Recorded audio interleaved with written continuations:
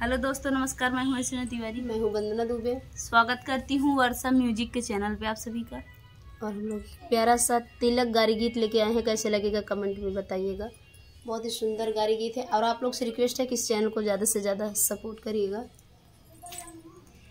काहे देर की है, काहे देर की है तिलक चढ़ाने में, काहे देर की है, काहे देर की है तिलक चढ़ाने में, काहे देर की है। ए हो समधी साले तू तो हया बड़ा बउआली, तू तो गावा था कौआली, तोरे बहन के राखई माली, तू तो हो गया भैने वाली। काहे देर की है, काहे देर की है तिलक चढ़ाने में, काहे देर की है, काहे देर की है तिलक चढ़ाने में, काहे देर की है। हे हो अगुआ साले तू तो हया बड़ा बउआली, तू तो गावा था कौआली, तोरे बहन के राखई माली, तू तो हो गया भैने वाली। काहे देर की है, काहे देर की है तिलक चढ़ाने में, काहे देर की है, काहे देर की है तिलक चढ़ाने में, काहे देर की।